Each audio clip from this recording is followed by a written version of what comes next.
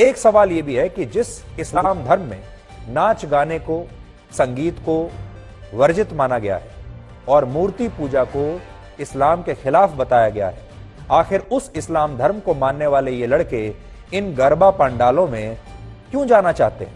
क्योंकि इन पंडालों में तो मूर्ति पूजा भी होती है, गरबा भी होता है, नाच भी होता है, गाना भी होता है। इस बात को समझने के लिए हमारी टीम गुजरात और मध्य प्रदेश के कई गरबा पंडालों में गई और इस दौरान हमें दो बातें पता चली। पहली बात यह कि ये सारे लड़के गरबा खेलने नहीं बल्कि वहां पर हिंदू लड़कियों से दोस्ती करने के लिए वहां पर आते हैं, क्योंकि जो गरबा नृत्य है वो एक ग्रुप में किया जाता है और इस दौरान ये लड़के हिंदू लड़कियों के बीच आसानी से घुल मिल जाते हैं, फिर उनसे दोस्ती करने की कोशिश करते हैं और ये पहली बार नहीं हो रहा है। आज जब हमने इस पूरे विषय पर रिसर्च किया तो हमने ये पाया कि वर्ष 2002, 2004, 2009, 2012 और 2021 में भी ऐसी कई घटनाएं हो चुकी हैं जब मुस्लिम युवाओं पर गरबा पंडालों में शामिल होकर लव जिहाद के आरोप लगे हैं और हर साल इस मुद्दे पर काफी बहस होती है, लेकिन इस बार इस मुद्दे को एक अलग ही रंग दे दिया गया है। अस्सलाम वालेकुम दोस्तों, आपने ये वीडियो देखा और आज का वीडियो ख़ास तौर पर सनातनी भाइयों के लिए है, यानी हिंदू भाइयों के लिए ख़ास तौर पर मैं ये वीडियो बना रहा हूँ।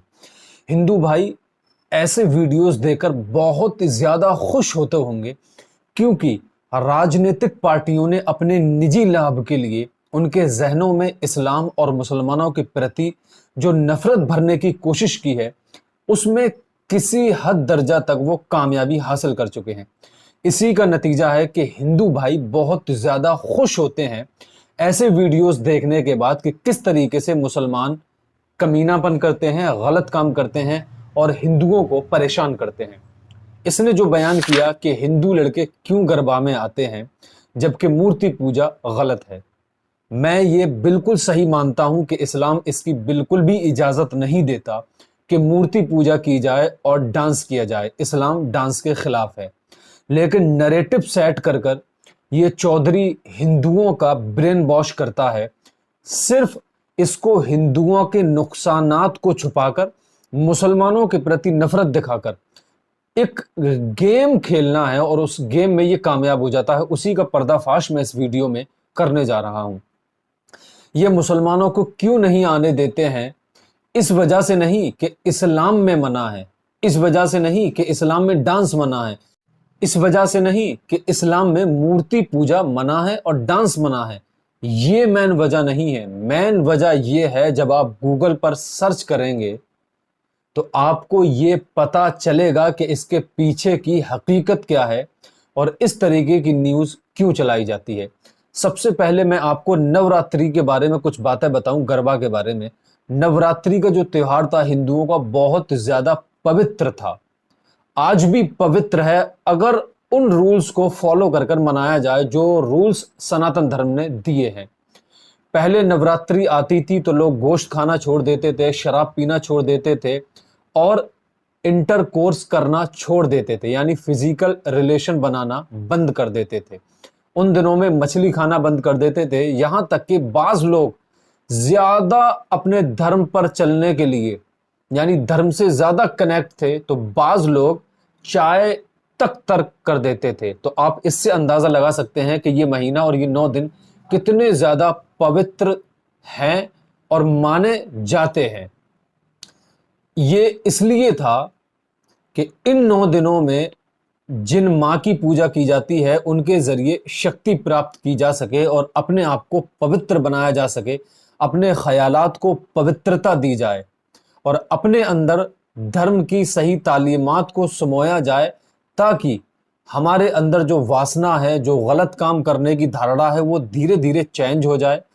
एक तरह से ये समझ लें, किसी कपड़े पर गंद लग जाती है तो उसको वॉशिंग मशीन में धोया जाता है ताकि वो चमकदार बन जाए। तो ये 9 दिन सनातनियों को स्पेशल इसलिए दिए गए थे ताकि वो अपने जिस्म को, अपने दिमाग को, अपने थॉट्स को, अपने विचारों को और अपने कल्चर को पवित्रता हासिल कर सकें, यानी उसको पाक साफ कर सकें। यही वजह है कि इंटरकोर्स नहीं करते थे, फिजिकल रिलेशन नहीं बनाते थे, इसका सबूत इस चीज से मिलता है कि जब नवरात्रि में यह गरबा होता था, डांस होता था, तो पहले यह परंपरा थी कि बीच में एक मूर्ति स्थापित की जाती थी माता की।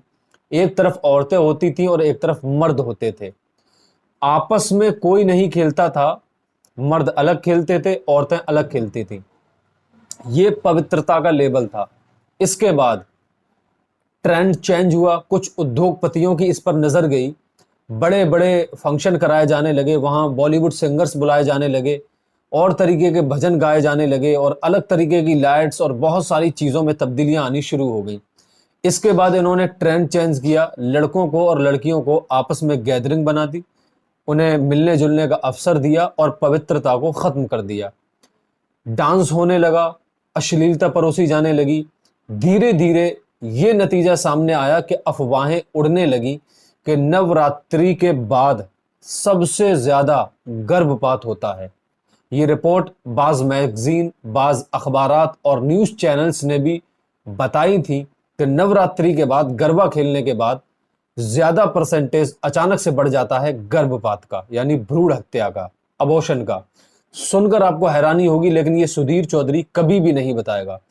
2005 की ये रिपोर्ट है, आप ऐप तलाश करें, गूगल पर मिल जाएगा, TOI यानी टाइम्स ऑफ इंडिया, उसकी रिपोर्ट है 2005 की कि अहमदाबाद में सबसे बेहतरीन सेक्सोलॉजिस्ट हैं डॉक्टर पारस शाह।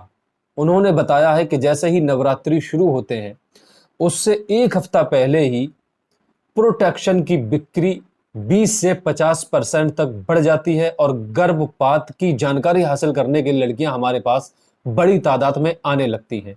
और 2005 की ही रिपोर्ट है, एक और डॉक्टर ने अपना नाम छुपाए हुए बताया है कि मेरा नाम शाया न किया जाए, तो मैं ये बता सकती हूं कि नवरात्रि और गरबा गुजर जाने के बाद देहात की लड़कियों में अबॉर्शन की तादाद ज्यादा होती है, लेकिन 2013 के मुकाबले 2003 के मुकाबले 2005 में 10% की कमी आई है। और वो कमी इसलिए आई है कि स्वयं सेवक, गौर से सुने, स्वयं सेवक गरबा के मैदानों में प्रोटेक्शन के स्टॉल लगाते हैं जिसमें अलग अलग तरीके के प्रोटेक्शन दिए जाते हैं जो चाइनीज ज्यादा हैं।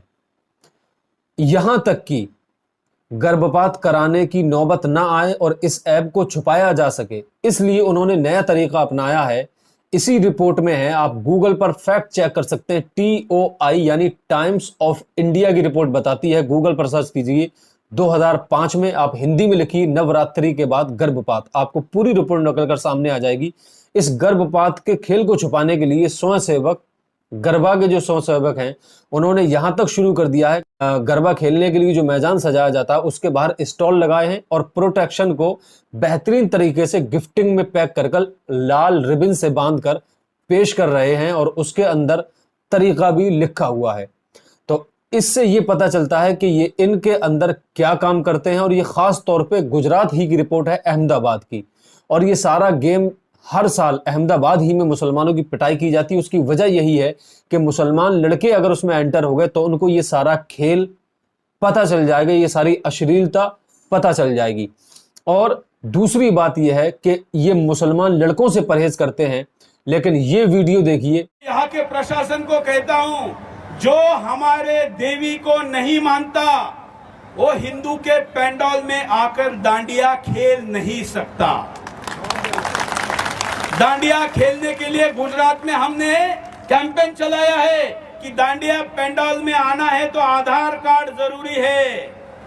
और दूसरी बात, लेकिन जो मुस्लिम बहनें, मुस्लिम महिलाएं डांडिया खेलना चाहती हैं, हम उनको इससे वंचित रखना नहीं चाहते।